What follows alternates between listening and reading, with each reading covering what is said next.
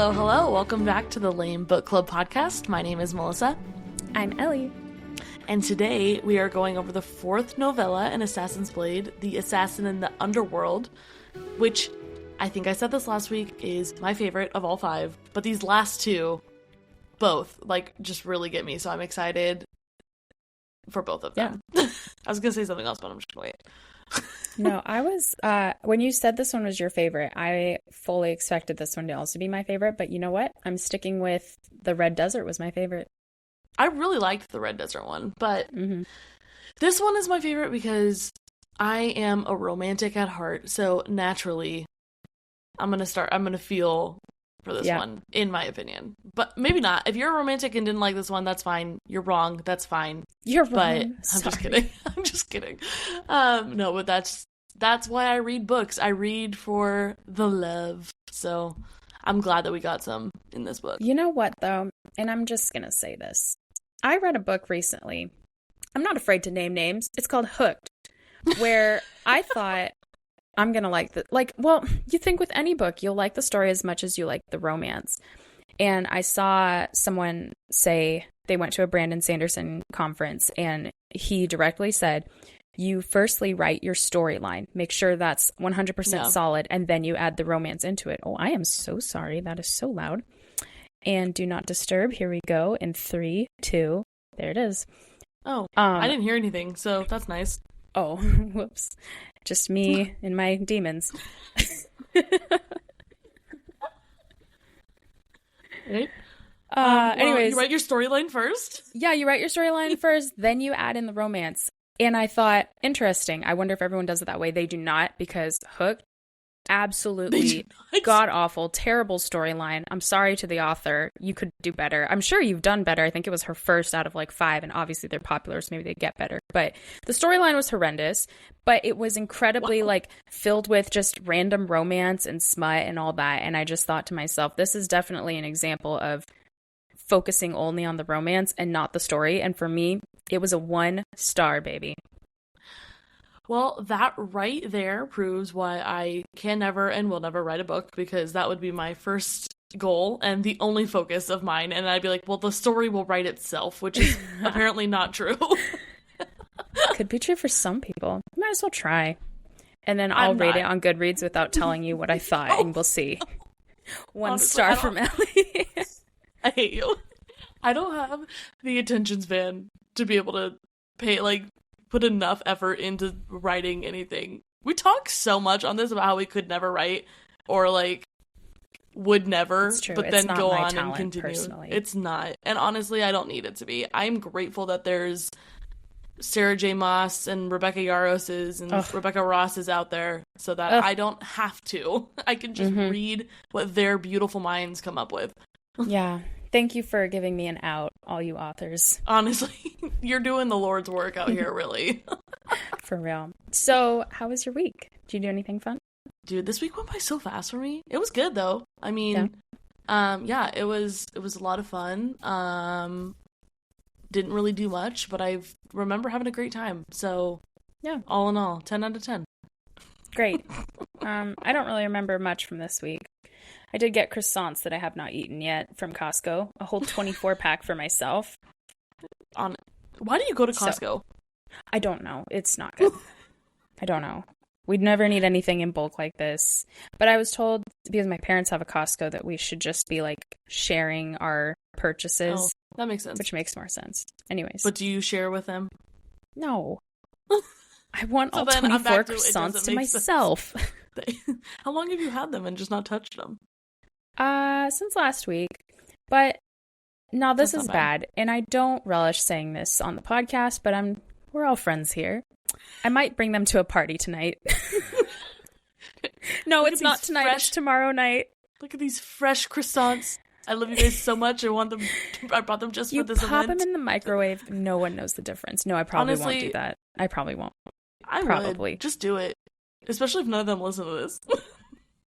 They don't call themselves friends, but they don't. So that's what they get. Food poisoning. Now you get week-old croissants. If you would have listened, you would have stayed healthy. You would have listened.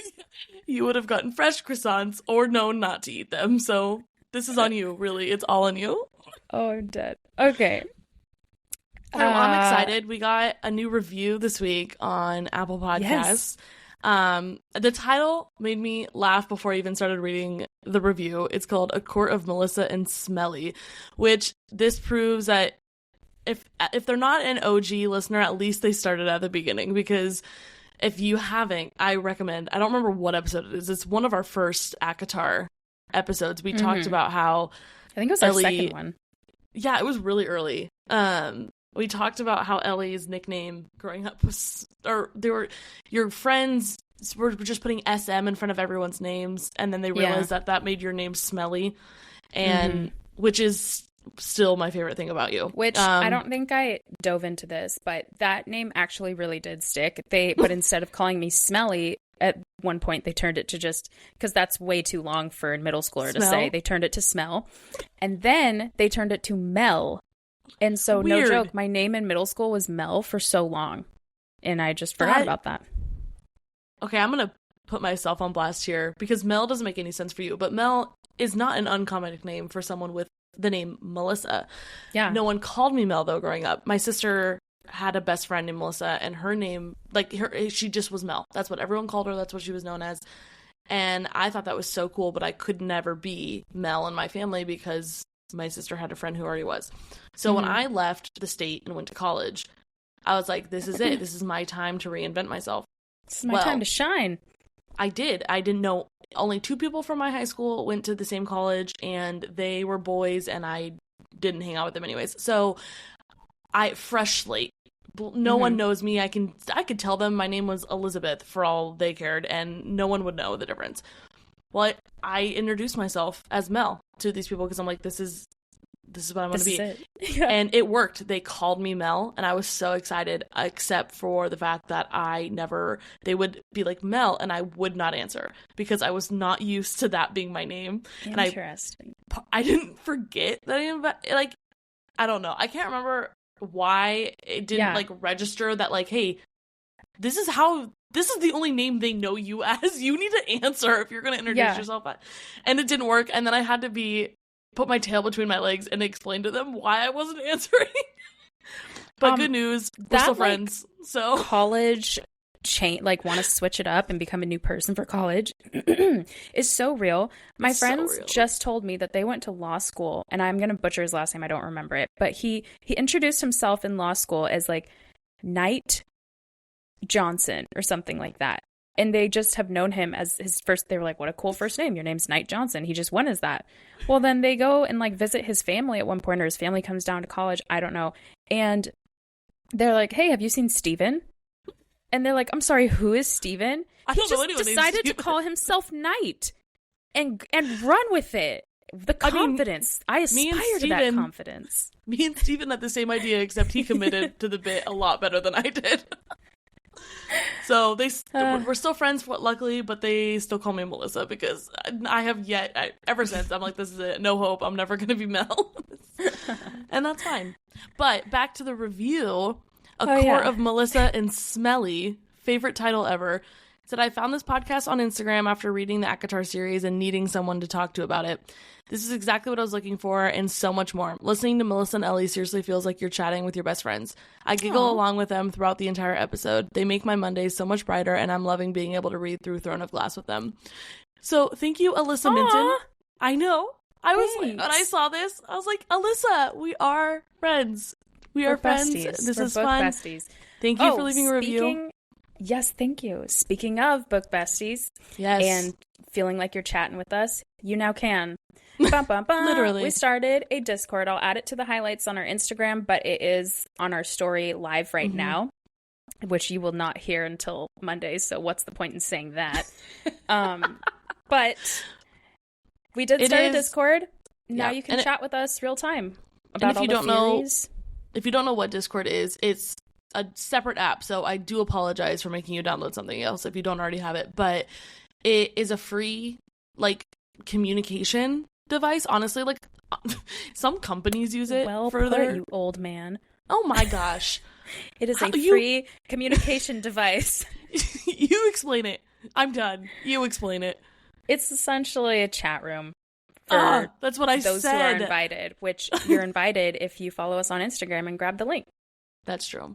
But yeah, it's fun. We've had a handful of people join already, and the conversation is popping. And we have different so within our group, you can have different channels, and we have different channels for each book of Throne of Glass, so that nothing is spoiled.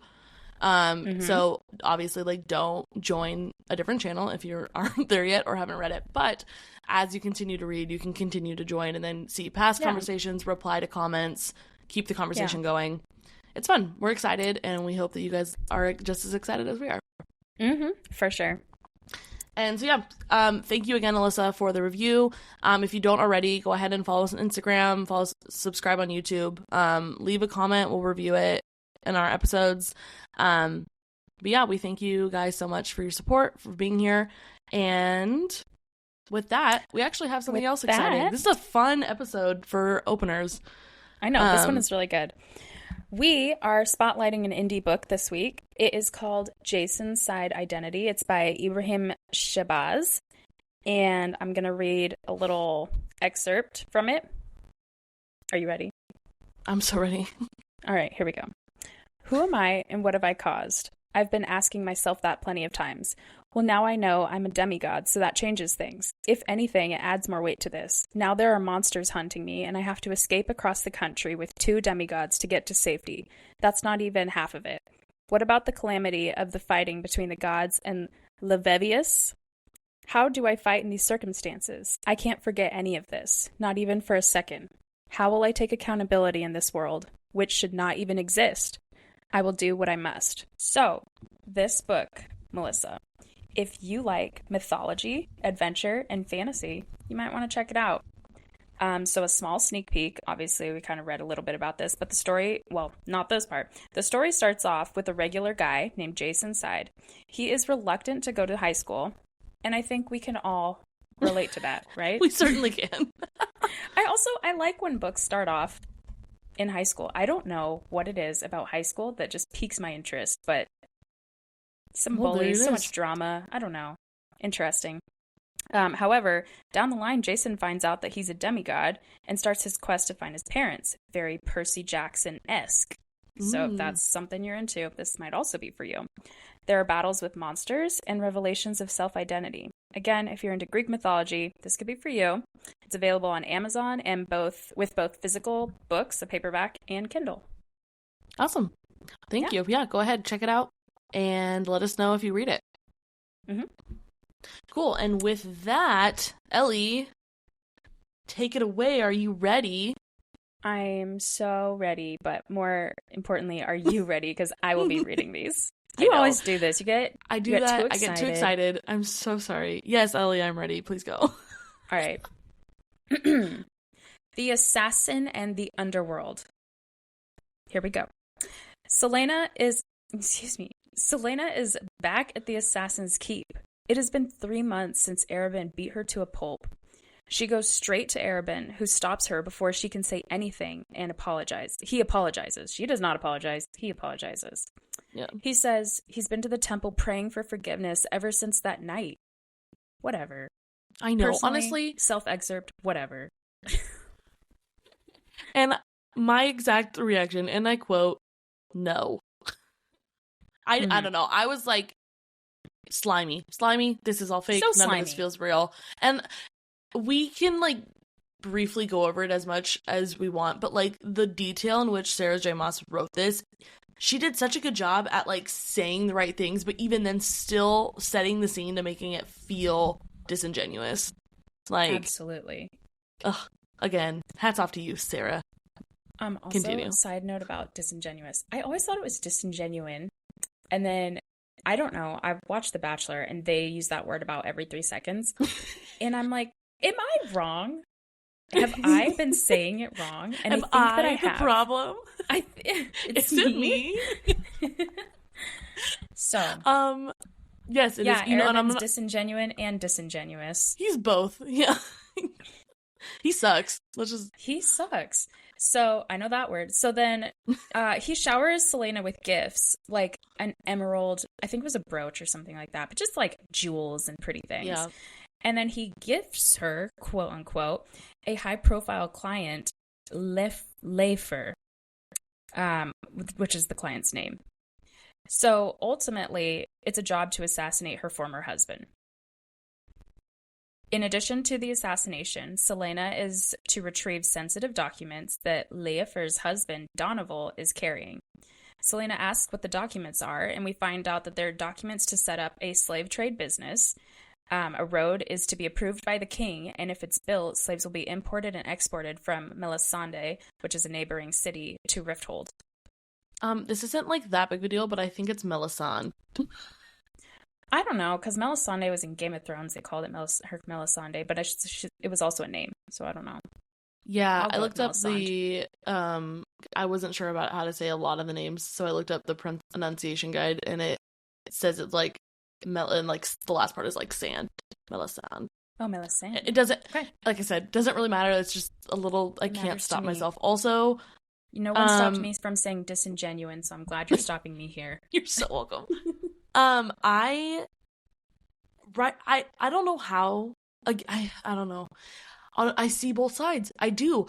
On one hand, I'm like, I know Celaena is like, what's happening? Like, I want this to be true. I want him to feel bad. And for the last, 8 years or so, like, he's been my protector and provider in a weird way. Yeah. But at the same time, if I was her, I would question, and I know she does, but like, I would question it more why he's giving her, and for free, might I add. He's not taking any cut of this. He said she's going to be able to take 100% of the money made from this, which right then and there, I'd be like, weird, because you don't do that. But also, he is giving the slave trade, like, he's giving her an opportunity to stop, like, Rhodes, when 2 novellas ago, he sent her and Sam to go finish the deal. Beat her. Yeah, beat her because, like, silly. Because she stopped it. And it had less to do with the slaves and more to do with the money. I understand that. But, like, if he was interested in getting slaves then, why would stopping a road that's going to benefit him from potentially getting more now, like, be in his best interest? I don't know. I was just like, I don't know. I feel like you just went along with this a little too easy, Celaena. Like, I feel like more 100%. Questions should have been asked. So that was my next question. Were you like, okay, this guy's fishy? And I think we can both unanimously say, he's fishy. Yes, sure is. Side note, the screen is so far away because I want to position myself where my entire face is not taking up the screen as it has in the past few videos. So my LASIK is really being put to the test right now. I'm like, okay. So you should get it on your Celaena, phone. Sorry, keep going. Yeah. Maybe next time. All right. Celaena debates taking the job because even though she has enough to pay Arabin back, she'd be poor once she pays him back, and that's no life for a material girl. And then also, side notes, like notes on the side, she does want to help the people. Yes. So it's like, what a... Okay. The priorities are there, but wrong order. I do need money. And I guess I can free slaves or help them. Yeah. Okay, but then within that same conversation, Arabin kind of makes moves on her. I know. Were you stunned and shocked? I was disgusted. That was and surprised. But mostly disgusted. I don't even want to talk about it because it's so icky to me. Like, so 100%. I followed in the tracks that you did when you told me in the past few episodes, like, he is a father figure to her. He basically adopted her, raised her, took care of her, whatever. I was like, you are on the right track, because once this little plot line turns around and he starts like hitting on her and kissing the top of her head and calling her beautiful and just weird things like that, making a lot of like weird, inappropriate comments. This is not the dynamic I expected. No, but I mean, I did say like a father figure, but I don't feel like she ever looked to him like a father. He just was the only role that she had in her life since her uncle and father and all the men in her family had been killed. But I said this, I'm pretty sure I said this, and if I didn't, I meant to. But I feel like it's like a Stockholm syndrome type situation where it's like not quite though, because like she understands, she's smart enough and disengaged enough to understand that she needs to keep him at arm's length, but at the same time, she doesn't, like, isn't 100% committed to leaving or, like, getting out of this situation because, like, I mean, understandable, for the last 8 years, it's all she's known. So, yeah, absolutely. That I was not a fan. Big ick. The red flag was already waving for Urban, but it was waving higher and higher for me. Deeper red after crimson, if you will. The more he's in this story, the higher and bigger my red flag just flies. Okay. It's like, real quick. It's like those car dealerships with the massive American flags that are just the size of 10 cars lined up. Yes. That's the red flag. It just says, no, Celaena, stop on it. So Celaena heads back to her room. She doesn't give him an answer. She's exhausted, and she runs into Sam. He asks her how she is, and she gets a little bit rude, but then kind of playful in the end of that conversation. I don't know. The dynamic was weird. I wrote down, I'm not sure I like that dynamic, so I stayed true to myself from last night. I mean, I get it. She hasn't let anyone in 8 years, except maybe a little Arabin. But, like, then he just abuses that, so why would she let anyone else in? Right. I get it. Exactly. Yeah. Yep. As the ice melts in Celaena, she's they're playing around a little bit more. She's coming around to Sam. A dark-haired, green-eyed young woman runs up to Sam enthusiastically. Meet Lysandra. So, Lysandra, I didn't write too much about her in this, kind of hoping everyone read the book and just kind of gets the point of how much we genuinely hate her by the end of this, because she's just such a pick-me. Which I stand by. Pick-me girls are a couple therapy sessions away from being the ultimate girls. Honestly. You just gotta channel the energy in the right... Self-reflect, ladies. That's honestly so wise, Ellie. Thank you. I read it on the internet. Oh. Well, then never mind. I take it back. I thought you came up with that, and I was like, really impressed. I come up with nothing. I just regurgitate everything I take in on my little screen. Oh my gosh. That being said, Lysandra has been a longtime adversary of Celaena's. She works as a courtesan, and Arabin has been her benefactor for years. They are girl competition enemies. So, did you understand what a courtesan was within that small excerpt? No, it took me a bit, but I get it now. But yeah, no, I didn't know. I don't know if that's a common term that's used to describe them, either in, like, period pieces or maybe even other books that I just have not read. But it took a while of saying courtesan for me to realize, and I'm grateful that she used that word instead. Yes. I truly am. It was a jump scare. I was shocked that Sarah would write about that kind of role. Because it definitely borderlines. Well, it's definitely prostitution, but it borderlines kind of sex slavery, and I was a little bit thrown back. Again, I think it's a Stockholm syndrome for even Lysandra, but all the women that are they're essentially, they have no choice but to go into that. They're sold into it. I don't remember if it's. I shouldn't say it just in case. If it's not mentioned right here, it's mentioned, like, really quickly after. Arabin found Lysandra too. Similarly to how he found Celaena, except he chose to keep Celaena and then gave Lysandra to Clarice, who was, like, the madam of the courtesans. And so I'm like, then at the same time, I'm like, well, what? Like, why pick one and not the other? I mean, we can get into that, but yeah, she legitimately book 8. Yeah, that's true. Just not book 8. It's sooner than that. But there's a few books you got to keep reading. Yeah.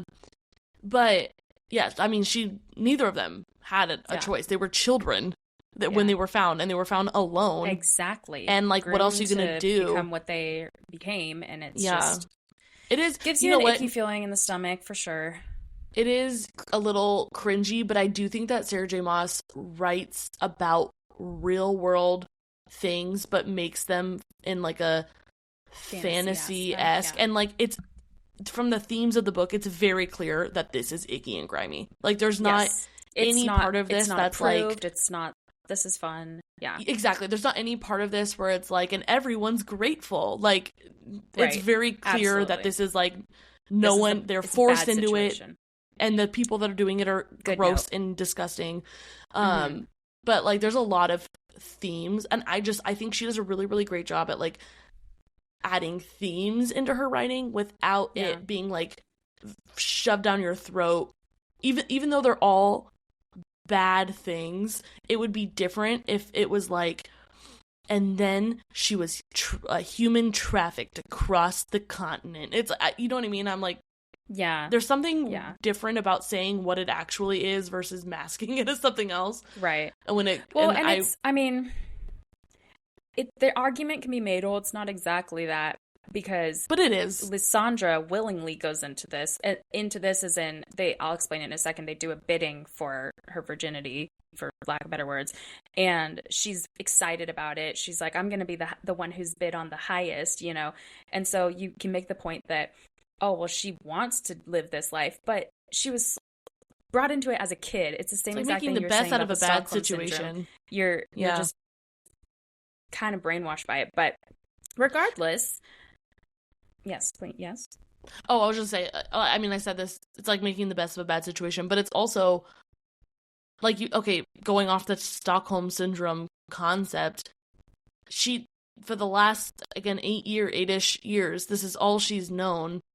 And I'm sure it's been drilled into her head, like, you got to make a lot of money, you got to bring, and Clarice has done the same thing with Lysandra that L.A.M.E has done with Celaena, in, like, buying her nice things, but then, like, adding it to the tab of, like, whatever she's going to owe eventually, too.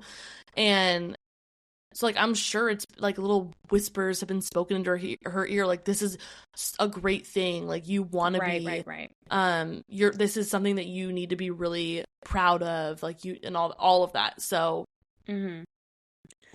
Yeah, so, okay, all that to say, we feel kind of icky about it, not kind of, a lot of icky about it, but, yeah, her and Celaena, like you said, they were brought up at the same time, brought into the keep and under Clarice's wing at the same time, and so they have literally grown up as competition, not in the sense of, who's going to be a better assassin, but I guess more of who gets more of the attention. And it's specifically from L.A.M.E.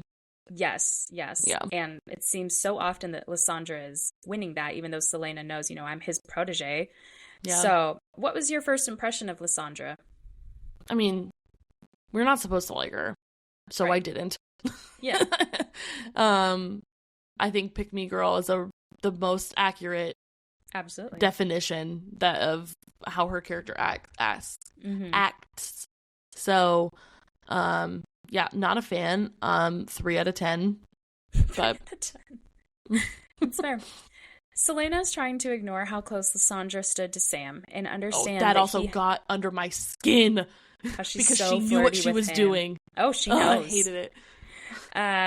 Celaena tries to understand that he has always been kind to the courtesans because his mother was one once before she was killed by a jealous client. A lot of information to drop on us. That was terrible. Just made me like Sam even more. I know. Lysandra told Celaena that her bidding was coming up soon, and they expect record highs. I just explained what bidding is, so we are clear on that. Lysandra flaunts her closeness with Sam in front of Celaena, kind of being like, oh, we spent the summer together. Yes. The whole time she's in the red desert, just struggling, saving them. She thinks that Sam's over here snuggling up with her competition, so to speak. Oh, that'd be a burning fire inside of my stomach. I would be so irritated, especially because she didn't kiss Ilias, specifically because she realized that she liked Sam, to sort of come back and just assume, like all girl. Well, not. I guess I'm speaking boldly here. Like all of us do. Yeah, it's true for myself. That he wasn't thinking at all about her, contrary to what she assumed, and that he was, oh man, that's exactly what I would have thought. That's exactly what I would have thought. I would have been so mad, so upset. Sarah gets it. She gets it. So, Celaena is over it, as we all would be. She's like, cool, do your thing, walks out, slams her door, done. Yep. Have you ever been mad jealous like that? Only always. Yes. The smallest inconvenience makes me mad jealous. Yeah. I once found out that my brand new boyfriend of not even 2 whole weeks, because I'm a little nosy snoop and should not have been doing this in the first place, went on his Facebook and like went through his messages and found out that the day he asked me to be his girlfriend, he had kissed another girl. Thank you. I was so jealous, so angry, and continued to date him because I was so stupid. So I don't jump that high often, but I jump the highest to conclusions, and I make a lot of assumptions based on very little evidence. I should not be a lawyer. There's nothing, there's only yes and no. There is no circumstantial evidence. It's evidence or it's not, in my mind. Yeah. Wow. Yeah, so we get it, Celaena. We've been mad jealous. And after taking a day of mulling, Celaena angrily, just kind of out of the fury in her heart, goes up to Arabin and is like, I'll take the job. Which I would have done literally the exact same thing. Yeah. So, I get it. You know what? Screw it. I'll do it. Give me the money. So, show me the money. All right, keep going. Arabin gifts her a neck to toe black outfit that's essentially a spy fit. It's got all these little secret compartments for swords and things, and he has one made for Sam. So that one is a gift to Celaena. She doesn't have to pay a penny for it, and it's super expensive. It's made by a tinkerer. But he also has one made for Sam. But Sam has to pay for his. Ouch. That's like, I can't even understand. I made you this. You didn't ask for it. I'm making this for you, and I'm also forcing you to pay for it. Like, what if he was just like, I don't want it? Like, yeah. I know that's not an option, though. If he knew it was so expensive, and he's like... Anyways, when Arabin left, Celaena asked the tinkerer if he could sew the spider silk that she got in the Red Desert into the suit. He says, also the patch right over the heart. A little foreshadowing there. Celaena sees Sam back at the keep. They start fighting. Why? But then Sam says the price he gave to Arabin in order to forgive Arabin was to have him promise to never lay a hand on Celaena again. That gut punched her, and that gut punched me. It gut punched us all. The assassins go to the opera after that. This was so weird. I don't expect them to be enjoying public events together, but they do. I don't. Oh my gosh, I don't know. I don't think I could. Celaena does a way better poker face than I ever could. I wear my emotions on my sleeve. Absolutely. So if I went to the opera shortly after this situation, I would have been my face would have said it all. And that's not what you want in public. So no. But that's part of her training. I am, alas, not a trained assassin. I am not Otterlin's assassin. So, but really we should become assassins. No, we should work on calming our face. How Sarah always says, like, Rhysand calmed his face to an emotionless expression. I need to work on that, because if I'm mad, I'm like, if I'm even not even just mad, if I'm even like the slightest bit inconvenienced, I look like I'm pissed. Honestly, I have RBF really bad. I look like I'm pissed even if I'm in the best mood. So I really just need to work on that in general. I kind of take pride in having RBF. I don't know. I shouldn't. I like being approachable, but I also really like when people tell me, you look so mean. I don't know. What's wrong with me? Let's move on. Maybe you should go to therapy. I know. So, Celaena partially goes to the opera to scout for Donovan. He's whatever. He's doing his thing. He's covered in bodyguards. She sees Sam and told him that he looks handsome. We're swooning. The orchestra starts playing, and Celaena absolutely just loses herself in the music. And I love how SJM depicts feeling. Celaena feels so much despite her occupation and her pain. When she's writing Casita, she's arms splayed out, just feeling the joy, feeling the wind, the high of writing. And then now she's listening to this music, she's crying because she just feels so deeply. As a type 4 myself, I understand it.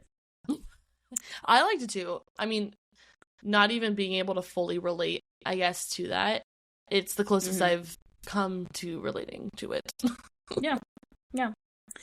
And Sarah does such a good job just describing those emotions. So loved it. After the show, Sam and Celaena start talking at the after party. They talk about what Arobin did to both of them and how it affected them. They start to flirt until Sam says the wrong thing regarding Lysandra, a typical boy. I was just about to say, what a boy. I know. Quote from Sam, afraid she and I had a summer romance? Are you kidding? Yes, Sam. But obviously she can't admit that. So Celaena doubles down and then brags about how her and Elias had a little thing this summer. He's hurt. Sam's hurt. I'm hurt. Then Celaena... The entire book community is hurt. Yeah, we're all struggling. Celaena tries to save it real quick by blurting out, help me with Donovan. I'll give you half the money. Girl, that is not the save we had in mind, but you do go off, I guess. But whatever keeps him in the story, so I know. Thank you. Sam says he'll do it for free, which is so Sam. And they both say they missed each other over the summer. They kind of had that more tender moment, which is, we need that. The following afternoon, Sam and Celaena are scouting. Okay, so accidentally, I changed Donovan to Donovan because it was late and I forgot. So henceforth, he's Donovan, in case I read it wrong. They're one and the same. They're one and the same. They're scouting Donovan's movements. Celaena takes that time to clear up that nothing romantic happened for her over the summer. They're both realizing that Donovan doesn't even have a moment where he's not surrounded by bodyguards. Not one moment. Not one moment. That man is well armed. Celaena's feeling defeated with the job because she's like, there's no in. She takes some time to relax back the keep when she notices a pile of papers on her bed. This broke my heart in the best of ways. Oh my gosh. It was sheet music. I forgot about this until you just brought it up. I know. It was sheet music from the performance that she'd gone to last night. I'm going to cry. From Sam. I know. Oh my gosh. And that is like... It plays into more of the books and it's just... wrecks you. Oh, it's such a sweet thing because this is like her favorite musical, opera, show, whatever the technical term for it is. They do it once a year and it's her favorite every year. And Sam knows that because Sam is the best, the freaking best. And he's so thoughtful. And he's trying to say, I'm sorry for the dumb comment that he made. And we forgive you, Sam. We forgive everything. That's all. Thank you for that. We all can unanimously agree. So I thought it was interesting how they don't just have music. And I know I've said this in Akasif specifically, when Nesta gets that little music box thing. The magical cylinder. I don't know. Yeah. But I think it's so interesting. What'd you say? I'm just move on. I don't want to talk about it anymore. You got it. I think it's so interesting that they just can't just play music just at any point in time. That if they want to hear music, they have to go somewhere. Well, she plays the pianoforte, which is just a fancy way of saying piano. But I also think it's slightly different. There's a history to that. I knew it at one point. It is long gone from my mind. It's gone. It is gone. I think, and when I say I think, I mean I'm making this up, but I'm pretty sure that the pianoforte is like the OG piano, but it's smaller and has less keys. You know, you might be right. Something's trickling back into my mind about that. That does not sound too off to me. Something's humming in my bones. Yeah. Now, am I confident enough to go share that fun fact with my friends? I am. No. So, take that.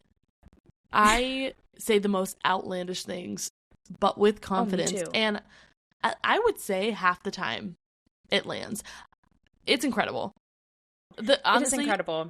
And it's scary, but very incredible. I will say things that are absolutely have no idea, but they seem right to me in my mind. And I truly, if I really think about it, I'm like, no, I don't know what I'm talking about at all. But I'll say it with confidence. But I don't think that hard about it. And then if someone checks me on it, I will double down. And then if they check me again, I'll lighten up. I'll be like, oh, well, you're probably right. But unless no. Once I double down, you know what? You're good. I wish I had the enough self-reflection to, at that point, after doubling down, to be like, you know what, well, maybe not. Once I double down, I will not undouble. I'm locked in. That's it. I could be, someone could show me, like, if it's a math problem or whatever, they can do the math and show me the answer and show me that I'm wrong, and I will die on that hill. It doesn't matter. She really will, which is, people, and I have a personal problem. Example. I don't know if I want to get into it. No, you have to. You have to pay for your sins. In high school once, we were at the lunch table, and Melissa said something along the lines of, you know, this name is pronounced like this, or we did this in class today, or something like that. And I said, no, we didn't. We did this. She said, no, we didn't do that. We did this. And I was like, no, I can prove it. Like, look, I have the paper right here. We did this. And she goes, no, we didn't. We did this. And I was like, Melissa, we didn't. And I was fed up. I was not going to let it go. I was like, for once in your life, no, we didn't. And then Melissa goes, she sees the evidence. She kind of accepts that, oh, she's wrong. And she goes, well, it should have been this. And I'm just like, you're right. It's incredible. I hate myself. I'm just kidding. No, it's wild. I really should have been a lawyer, honestly, with how much I just like to... And we're back, people. Should Melissa be a lawyer, yes or no? No. Okay, I'd be the worst lawyer, but the best at the same time. You could be the best. Celaena and Sam scout yet again later on. The worst, though, because I would have zero evidence and I would just argue. You Councilwoman, you haven't shown any evidence. I disagree. I don't need it. I plead the fifth. That doesn't make sense. That's not... No. Exactly. Verdict, okay. Not guilty. What side were you arguing on? Okay. I'm the prosecutor. Wait, I don't know. Celaena and Sam scout yet again later on at the dingy bar pub place. I didn't get a description, like a name of where they were at, so I called it the bar dingy pub place. Bar pub place better. Thank you. Celaena finally comes up with an idea to get close to Donovan, and she just goes for it. She tells Sam, back up, trust me. She approaches as a know-nothing girl, and he eats it up. Classic. Donovan invites Celaena to the theater, and yes. I thought this happened at like an elegant party. No. Am I mistaken? Maybe it wasn't. Here we go. No, you're mistaken. Okay, hey, I'm growing. I am only like 30% confident in that. I don't know, and I'm just doubling down. Dang it, you pulled This is Melissa. Real life, people. You guys saw it happen in real time. No. I'm just trying, honestly, I'm just trying to be better because of the podcast. If we weren't recording, I would have doubled down as well. I probably would have been like, you're right. I don't know. Okay. Donovan invites Celaena to the theater, and she insists that she picks him up in her carriage. Afterwards, Celaena starts dancing when two nobles walk through the door looking to get away from their stuffy lives. Did you catch on now that I'm talking about this? Are you catching on to who those nobles are? I caught on to who those nobles were when I was reading this. You couldn't have. You didn't know who they were. They weren't part of the... This was your first book. I understand. But when they just kept saying nobles, I'm like, okay, well, this person is clearly more important than just a noble. So, no, I didn't have a name associated with it, but I knew that it was more than just a noble. He was more than just a noble. You want to say the names, or you want to just leave it at that until we get to the next book? Nope, we're leaving it at that because... You got it. You're all welcome, everybody. One of the nobles starts to dance with Celaena and flirt his butt off. Sam steps in between them and cuts them off. Ooh. Celaena loses her cool. She's like, go be with Lysandra. And I don't need you. Yeah, he's like, I don't want Lysandra, and she's such a damn fool for not seeing it. Seeing what? We all see it. Celaena still is like, okay, cool. No, I think she knows. I think she's just denying and this is me making a lot of assumptions. It's never explicitly said in the book, but I feel like she does know deep down, but she's scared of what it means and what it looks like, so she's pretending like she doesn't and telling herself that that's not what's happening, and that's why she's trying to force him to go with Lysandra, because then it's easier. He chose someone else. She doesn't have to deal with it, and she can just dance for tonight with this guy. So true. With good analysis. The beautiful blue eyes. Yeah. So Sam all but says outright that he's into Celaena, but she's drunk and so stubborn. She says she doesn't know how to be his friend at this point, and then they'll pick up this conversation later. And you're just like, wow, 2 steps back, I guess. I could never have put a pin in that conversation. If I was Sam, I would have been like, absolutely not. We talk about this now. Like, I we don't talk now. Exactly. I couldn't. The next day, Celaena and Sam are training separately, and she can't take her little eyes off of his shirtless bod. Nor could I in my imagination. Huh? Oh, you've watched Adventure Time, right? Yeah, no? Like episodes, but with you casually, not as much as you. Not enough to quote it. Well, maybe somebody out there has watched it. I think of this sentence as LSP being like, she can't get enough of my bod. Which was an incredible impersonation. You don't know it, but it was. It was really good, actually. Thank you. Sam walks up to Celaena and asks if they're breaking into Donoval's house tonight because the schedule is no good for him. He has to guard Lysandra during the pre-bidding rehearsal. So P.S., the whole novella is surrounding events leading up to the bidding. All these parties, the opera that they went to, the celebrations, dinners, etc. I just felt so icky reading this. It's so uncomfortable that everyone is celebrating the fact that someone is going to buy her virginity. That someone's going to buy a minor's virginity, mind you. She's 17 years old. She's 17. That's true. But like, regardless, it could have been a 30-year-old's. I don't care how old. Well, exactly. I take that back. Age does matter the lower it gets. But regardless, the fact that there are multiple parties and like everyone is just okay with that being the reason that they're all getting together is asinine to me. Like, it's disgusting. Couldn't think of a better word. Asinine. Asinine. That's my word of the week. I've said it like 5 times, I think, this week. I like that. That's going to be my word of the week now. As I said, I just regurgitate everything I hear. Sam is super concerned for Celaena as she commits to going to Donoval's by herself. Celaena heads to Donoval's house. She intends to find the documents that she needs to take back to Arabin and Leifer. She successfully breaks into the home and senses the attack before it happens. Celaena ducks a knife. She strikes like an asp and lands her knife shot. She yanks the knife from his thigh, then blocks a sword attack with both knives in hand and kicks to the stomach the enemy. That sentence wasn't good. She gets knocked the F out. I wish you wrote that fight scene instead, and I wish it was verbatim the bullet points that you just read. Thank you. When she comes to, she literally is calves high in the sewer. The men who she like tied to a chair too. Yes, she is. Yeah. I'm sorry. Yeah, I guess that in my head that picture was so clear, but to anybody just listen, well, you should have read it. Well, what are you guys doing? I'm assuming everyone's read it.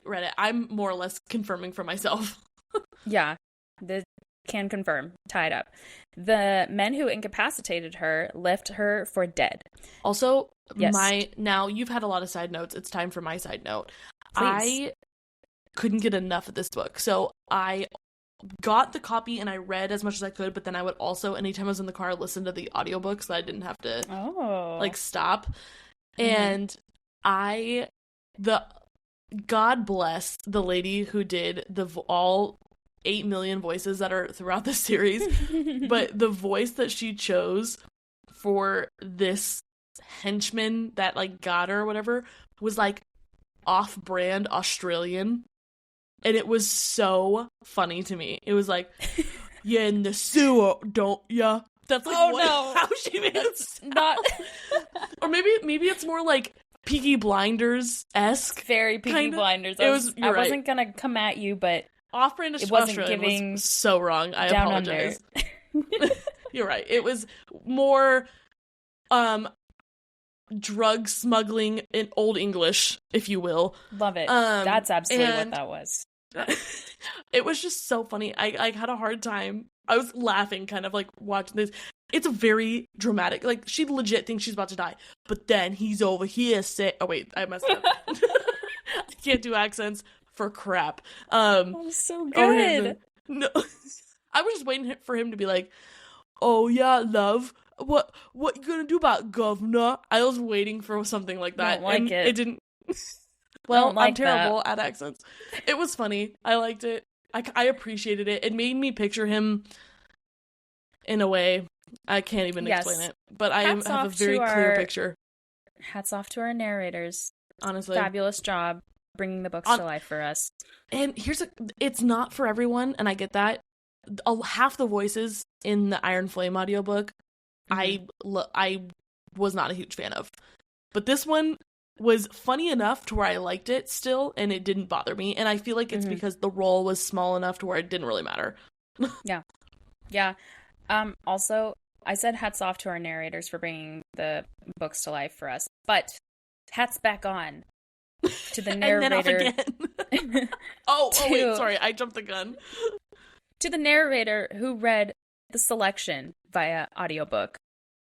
Could you have any less inflection in your voice? And that's all I'll say. All right. The sewer is flooding. Dragged that person through the mud, through the sewer that Celaena is in. The sewer is flooding. I don't apologize for that. Keep going. You shouldn't. Everyone has strengths. Okay, the sewer is flooding due to the rain, and the water is raising quickly, which I could not get over. I'm so grossed out. She's swimming, trying to fight the current, climbing into a tunnel that's high up. It's a narrow passage, and it's so small inside that she had to lay on her belly. Then the water starts filling the tunnel. You're saying water as if it's water. It's not water. It's sewage. Yeah. It's poo. Okay, also, I can't remember what animated movie it is, but it was like Flushed Away or something. Something like that, where the animation was so second rate. The poo in the sewer was literally just like a brown, like a cucumber looking brown like thing floating in the water. And I hated that was the only thing I could think of when I was reading this book. So I feel like this scene was not as dramatic as it should have been. But I blame the animators for the movies. Whatever, I can't even think of whatever movie it is. But whatever I watched as a child. You need to munch on some ginger prior to reading these books to cleanse your palate. And just I hate ginger. Open your mind. Metaphorical ginger, Melissa, please. All right, next time so I'll chew on some metaphorical ginger in preparation for potential sewage. I want to make a sticker that says chew on your metaphorical ginger. Please do it, honestly. Celaena's inching forward as fast as she can, crawling through the mud and the literal feces. She gets to a sewer grate and pushes, but it doesn't budge. She tries again and again, but nothing, and the water is rising. The rainwater is drowning out her screams for help. All of a sudden, someone shouts, "Celaena?" Sam to the rescue. And are we surprised? They both pull on the grate, but it doesn't move. She's screaming. She's trying to use his knife to lever the grate out, but the knife snaps in half. Which, yeah, go ahead. Keep going. No, it's fine. I'm not done. Or you can finish. No. Yes. She's sure she'll die as Sam runs for help. Sam comes back and is begging her to hold on. Okay, no joke. I might cry again reading this, but I was sobbing last night. Again. The last thing she says to Sam is, "Take my body home to Terracin, Sam." Ugh. This whole time, though, I have sometimes it's really easy for me to get lost in the world that has been created. And then there's other times where I just cannot get reality out of my mind. And this was one time where I couldn't get reality because I can't imagine. I mean, it's not like this is like, I don't think it's like a main road, but it's not like it's some back alley country lane like where no one is. They're yelling. Sam is yelling for help. Like they're yelling for help. And I had a hard time not imagining a fire truck showing up to pull off the grate. There are no automobiles. Ellie, when I tell you I know, but it doesn't matter, that's know that I understand. Such an impossible death. There would be a fire truck. There's no ifs, ands, or buts. Obviously. Our first responders would not just sit and let that happen. Next. Ugh. Well, next thing you know, someone is pounding on Celaena's chest to breathe, and poop water flows out of her system. Stop. I am so mad that you just said poop water. You hate it. I hate it. She was saved We all by, hate it. like, randomly. She was saved by a couple women who had a crowbar. So girl power. Girl power, but even honestly, I feel like my firefighter scenario is more realistic than a couple women with a crowbar. I know. That was a little out there. But, you know, she lived. We're happy about that. She goes home to the keep, and Sam takes care of her. She ends up tenderly sharing what really happened in the Red Desert with him, and it was so well received. Sam is so kind and sweet. Ugh. Obviously, it was well received because Sam is top tier. He is. I wish we had more than just this like little bit with him. Keep going. Mm-hmm. The next day, Celaena takes all the gold that she earned in the Red Desert to L.A.M E. I think that near-death experience was good for her because she straight up brings it to him and says, I'm out. I'm buying my freedom. This covers my debts and then some. Yeah. But, come on, Celaena. She says, I still want to work with you. Whatever. Okay. Well, she realized, like, that was, like, all her money. She needed some more money if they were gonna, like, leave. Because they had talked about leaving nope, Rifthold. Not yet. Nope. It's coming up. Later, Sam and Celaena are plotting on how to take Donovan down when Sam reveals that he's... Oh, sorry. We were right here, so good thing you said that. When Sam reveals that he's planning on running away to L.A. at the end of the month because he has nothing keeping him here. Wink, wink. Celaena fights him. She's nothing? like, no. You gotta stay. And doesn't really give him a reason. And he finally grabs her. I loved that he was like, tell me why. Tell me what I have to stay. And she's just like, your job. And he's like, nope, don't care about that. And she's like, well, your friends. He's like, you're my only friend. Well, he's like, tell me why. Give me a reason. He was begging her to say it. I loved it. And she just wouldn't. She's so freaking stubborn. I get it, though. We all need someone like Sam to just grab you, take you by the shoulders, and shake you. And he says that he loves her, and he has for years. But if he asked her to pick between going with him or staying with L.A.M E, she'd choose L.A.M E. And she says, you're an idiot, because I would pick you. And then they kiss. Their first kiss. Except he's not an idiot, because until 2 weeks ago, she would have picked L.A.M E. I know. What? But I get it. I understand. He hadn't asked. He's assuming, and that is a big assumption coming from someone who, again, only ever makes assumptions. But, so good. Okay. Yes. So sweet. So sweet. We love this scene. But they're still in the sewer, so. Yeah, I forgot, honestly. Yeah, so did I. And then when they said we walked out of the sewer, I was like, okay. Wait, what? Yeah. The next day, the mission is on. Celaena slips back into Donoval's house. She manages to get back into the study to look for those secret documents. She eventually finds them under the floorboards. The documents highlight safe houses where people are working to free the slaves. She deduces that Donoval is going to turn this information over to the king to stop them. She's ready to leave, and Sam sets off a distraction outside. However, she runs into Philip, the man who originally thumped her head and placed her back into the sewer. Yes? Hello, governor. That's the one. So the revenge is personal. They fight, and she kills him. But with his dying breath, he says, Donoval loved this country, and you don't know anything. Were you like, that's suspicious? That's weird. Suspicious. That's weird. I did not see that coming. And I was like, well, yeah. On one hand, I'm like, well, naturally, he serves this guy. He's like, if he's that devoted, he probably agrees with what he's doing. But then on the other hand, I'm like, nay. That would be very like Sarah J. Maas to throw us a curveball. So I was on the edge of my seat. Yeah.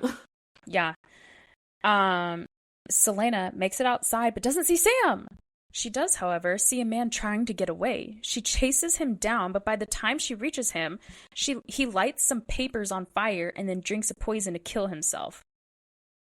And what we didn't mention was that this guy was meeting with Donovan to talk about whatever was those papers had to do with. Yes.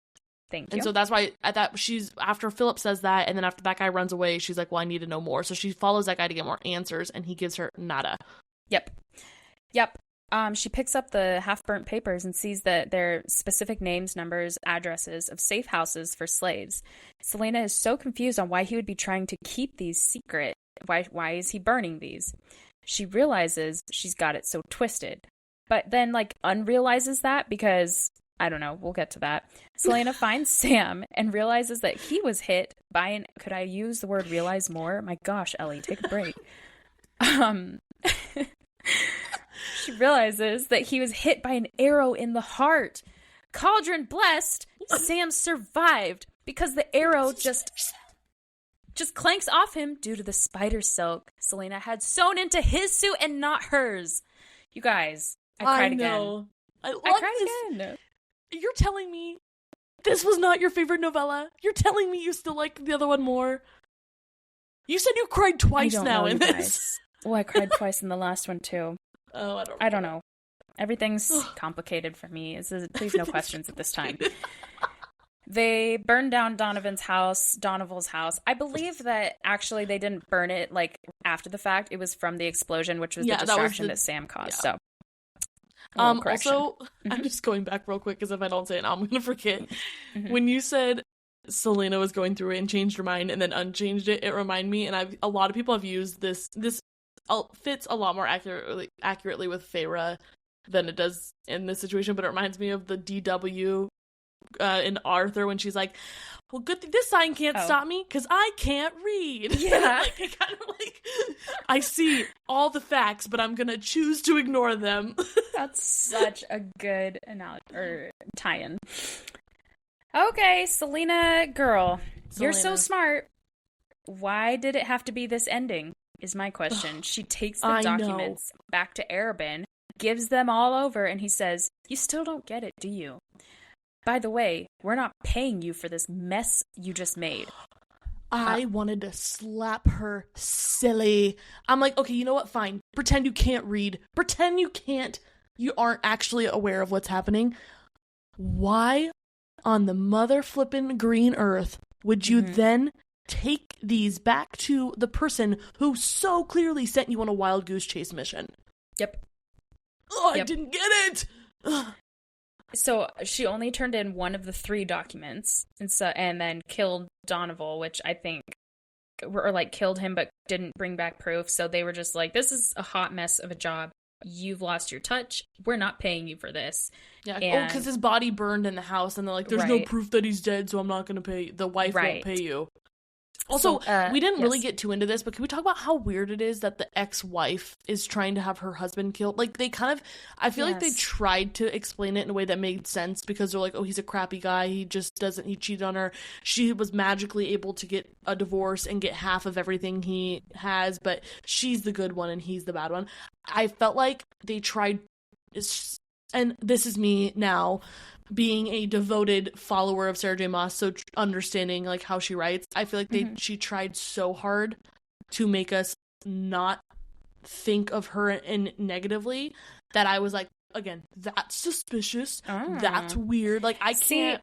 I kind of bought it quickly because they did not talk about Leifer too much. Just here and there, she was in and out. But Donovan, they went into more description with him and essentially just highlighted his outings with these young women and how kind of creepy he is and always was up against some other girl. And so that's not the greatest behavior of him, but that doesn't make him someone who's willing to sell slaves. Agreed. I very quickly dismissed that after they went into but when they were explaining how she was somehow able to get a divorce and get half the money, I'm like, that feels weird for this time frame. It doesn't feel and they even said that's not normal, it's not something that happens often. So part of me was like, she seems greedy, But then at the same time, I'm like, but everything she's doing also seems to be good. Sure. So, and then they started describing him as being so slimy, not a criminal, just slimy. Yeah. And so then I was like, forgot about it.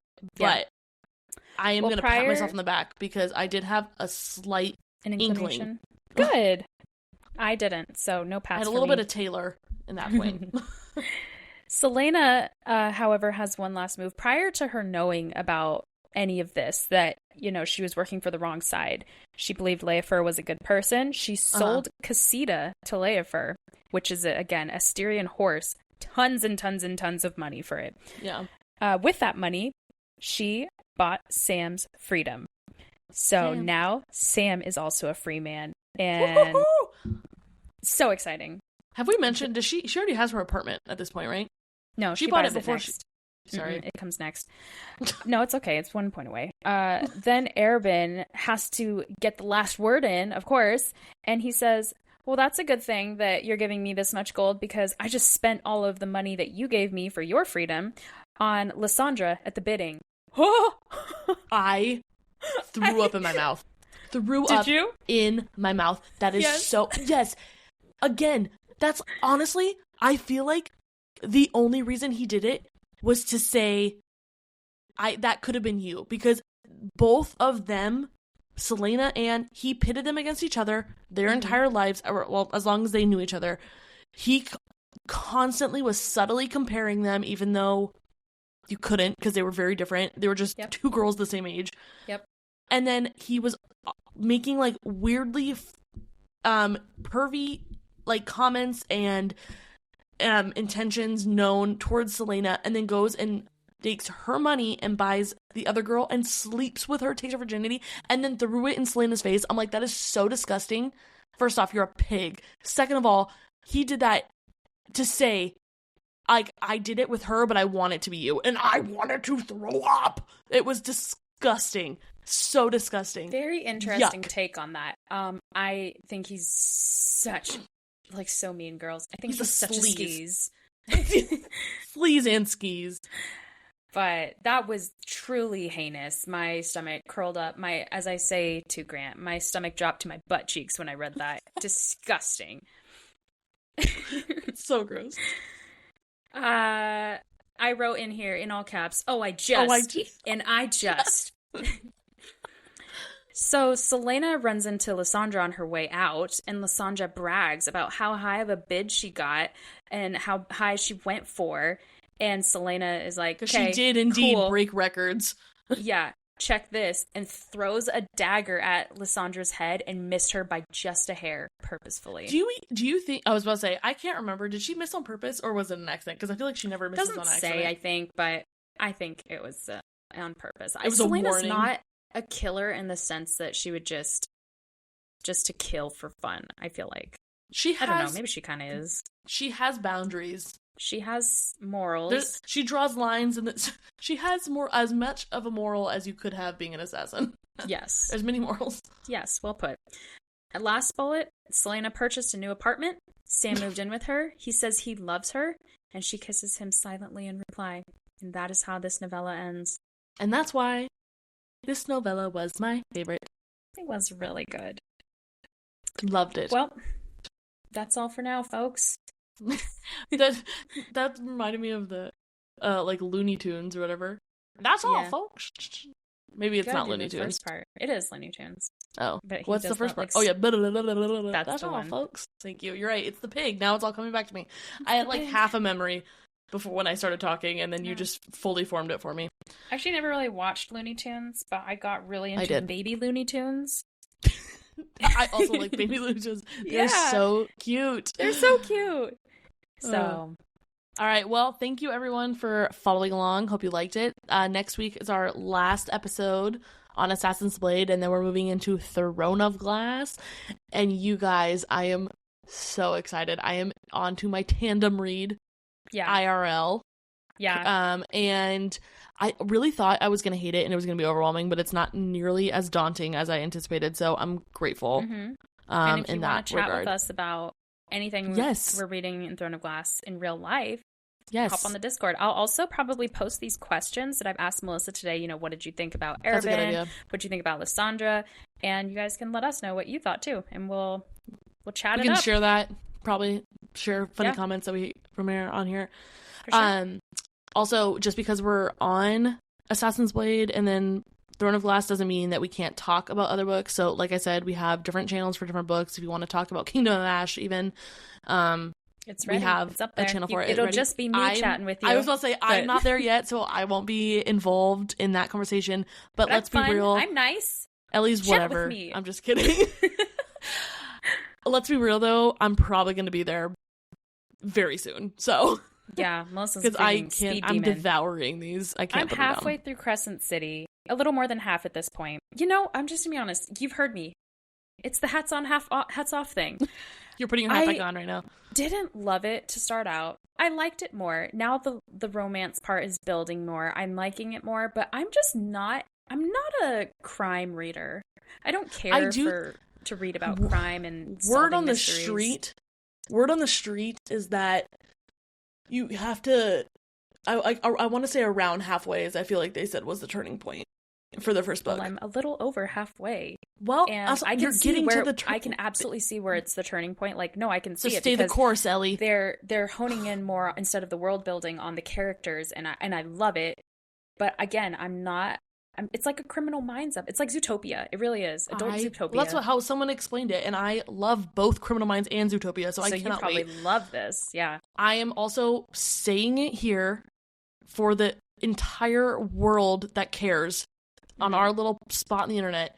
I am going to finish Throne of Glass and Crescent City before Ellie does. That is It's just going to probably be how it true, is. everyone. It's going to be probably fact. true. I will cry about it a little bit, and then I'll get over it and just move Ellie's on with my life. made a new resolution this month in February to read faster, and I gave her some tips, so we'll see if it helps. We'll see. Also, I have about 20 books on my TBR in like physical copies that I just keep buying for myself because I'm like, can't wait to do that. And I'm stressing now. So, and I know for a fact Grant got me 3 more books for my Valentine's Day present. That's sweet. We'll see. We'll see. All right, well, like everyone, have a great week. Have a great Let week. us know what you think about this episode. Join the Discord. We want to talk to you. And we'll see you next week. Yeah. Bye.